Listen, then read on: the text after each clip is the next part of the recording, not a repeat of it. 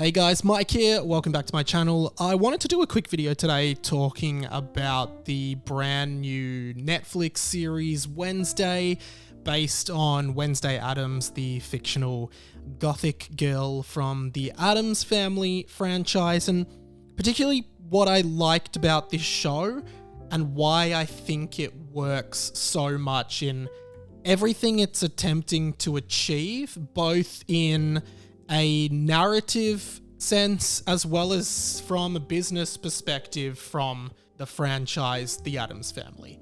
So I think the first thing I want to say is that Wednesday was just such a delightful series to watch, and I think a lot of people watched it over this summer and enjoyed it just as much as me, and I think there's a few reasons why it works so well. And I do think this is, generally speaking, like a kids show, and I say that in inverted commas because it's not really a kids show, maybe more like a teen drama, supernatural, fantasy kind of mystery show. That's a lot of genres. I apologize for putting all those labels on it. And when I say it's a teen show, I'm not trying to look down on it or put it down in any way, because I love that stuff. I just mean that this is something that is pretty accessible to most people. It might be a little bit scary at points for very young kids, but I think anyone sort of age 13 and up could really enjoy this and get into it, including adults my age and even older. For the record, I'm 28. It kind of has this familiarity to it. Obviously, it is based on the Addams Family, and Wednesday Addams is the main character, but it's sort of just like a reboot of this franchise in its own world, specifically focusing on the character of Wednesday, who is certainly one of the more intriguing characters in an already intriguing bunch of characters. But also it does kind of harken back to a lot of existing things that we're familiar with. I think it's gotten a lot of comparisons to Harry Potter, which I definitely felt a lot, not just in kind of the scenery and the architecture and the sets and everything like that, and the general mood, but also just in the general supernatural elements of the show, which includes werewolves and monsters and magic and all these different kinds of things, which I think was a very smart move to really enunciate all of those qualities of the Addams Family lore, because it does feel familiar. You know, it's a magic school, or it's a school for, you know, different kids, for others, for different kids with different powers and abilities and etc. And I thought it was really fun exploring all of that and harkening back to other kind of young adult, almost like detective things like Nancy Drew, or even like Veronica Mars, or even Pretty Little Liars, and those kinds of teen dramas, but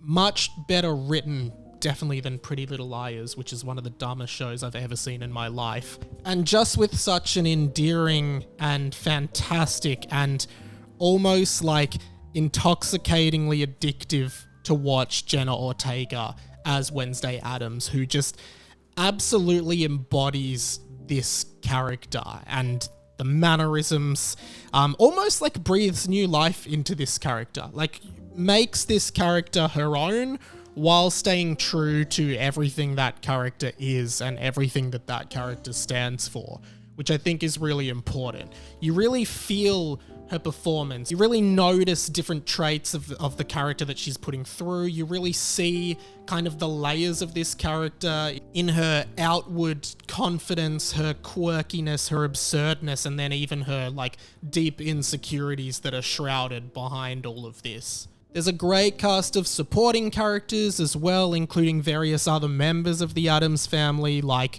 Morticia and Gomez and Pugsley and later Uncle Fester and of course Thing, all of whom work exceptionally well. And this is where I get onto what I think Wednesday does best. Now, of course, the story is amazing, the production is amazing, the acting is amazing, the music is amazing, all of it's great. And I honestly think this is just such a perfect project for Tim Burton to direct, and I think he did a fantastic job doing it.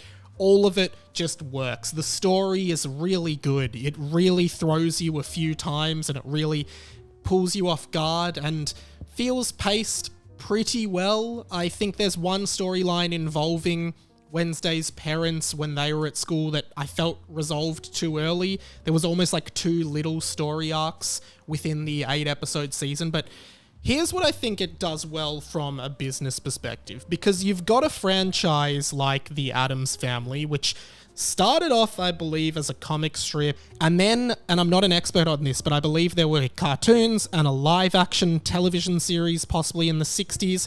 It was later rebooted with live-action films in the 1990s, and then most recently we have had 2 animated films in the 2010s about the Addams Family. And my thoughts on all of that is that as someone born in the mid-90s, I am extremely familiar with the Addams Family without ever having really seen it. I've never seen any of the movies, the show.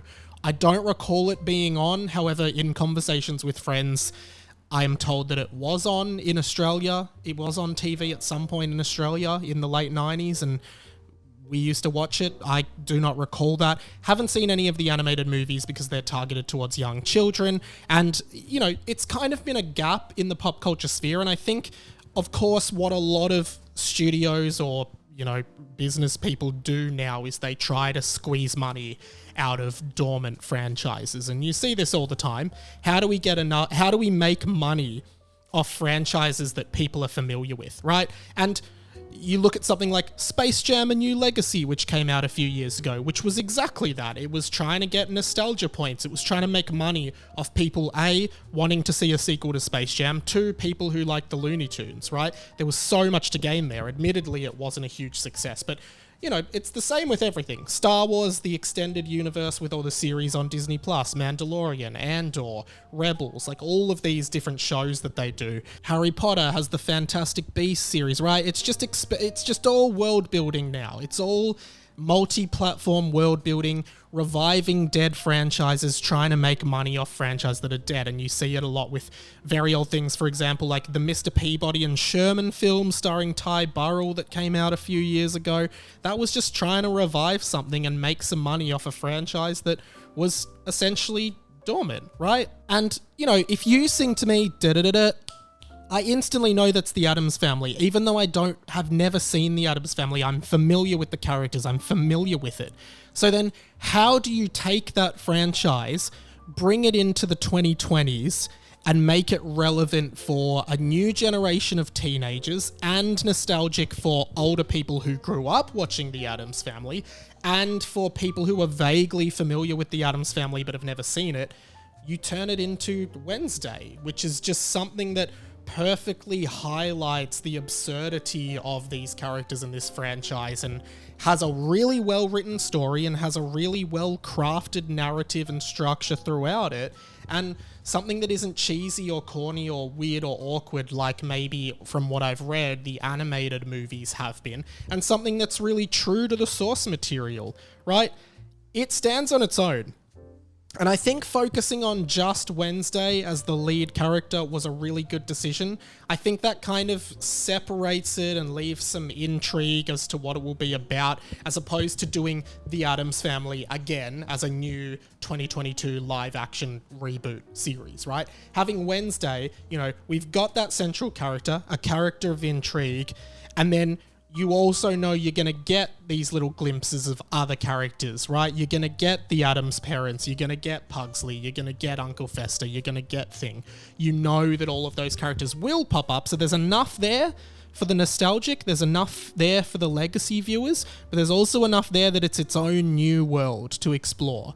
And I think that's what they did really, really well, is striking that balance between nostalgia and refreshment and new and a new adventure.